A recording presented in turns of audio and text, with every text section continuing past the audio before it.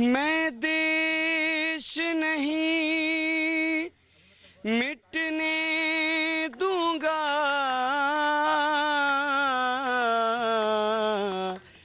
मैं देश नहीं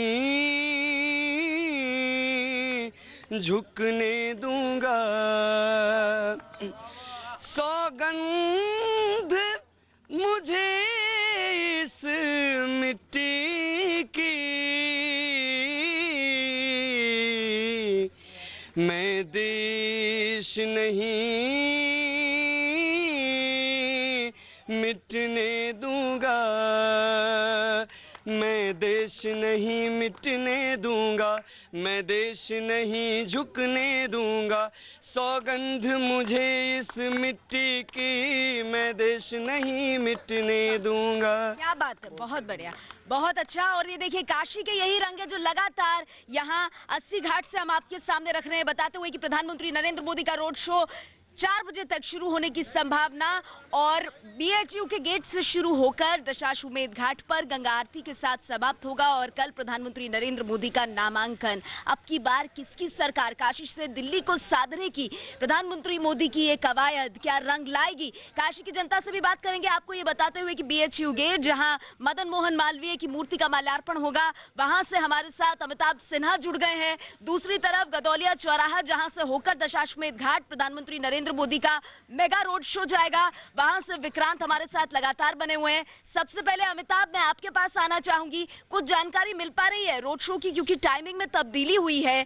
प्रधानमंत्री नरेंद्र मोदी इस वक्त कहां हैं, क्या जानकारी आपके पास?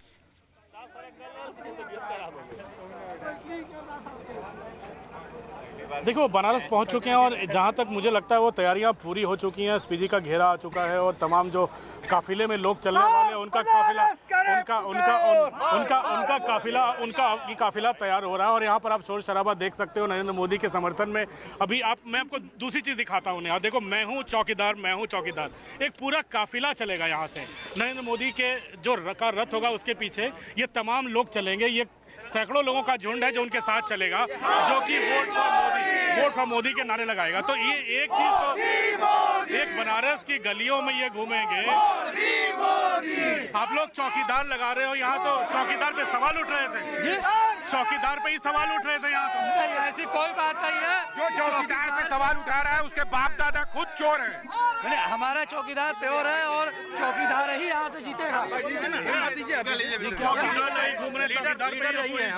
सवाल उठा रहे हैं सर। आप पहले सवाल साफ आवाज में बोले।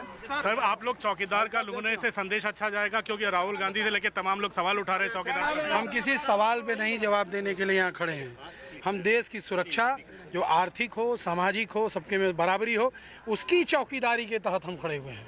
हमको किसी राहुल गांधी, किसी कांग्रेस, किसी अपोजिशन की वजह से चौकीदार का टी शर्ट नहीं पहने हैं, भावनात्मक रूप से पहने हैं। ये काशी, हमने आज़ादी नहीं देखी है 47 की, लेकिन शायद हमको लग रहा है पहली बार उन मूल्यों की आज़ादी हम लोग को मिलने जा रही है जिन मूल्यों के लिए देश 70 साल के लिए से तरस रहा है। यहाँ पर आप बोल सकते हो, ये मूड जो है चौकीदार के टी शर्ट वाला मूड है। ये यहाँ पे वोट फॉर नमो का मूड है। ये पब्लिक सड़क पे है यहाँ पर। और नरेंद्र मोदी के इस रोड शो को सफल बनाने की पूरी तरह से इसके भव्य आयोजन की तैयारियों को अंतिम रूप दे दिया गया है। एक लंबा काफिला चलेगा पूरे के पूरे रोड शो में, जो अंत में दशाश्वमेध घाट पे आरती में समाप्त होगा। तो कुल मिला के यही कहा जा सकता है कि इन नारों को कम से कम बनारस के वोटर तो भूलेंगे नहीं। इसमें मेरी आवाज भले ही दब जाए नेहा, लेकिन ये आवाजें तो दब नहीं रही है।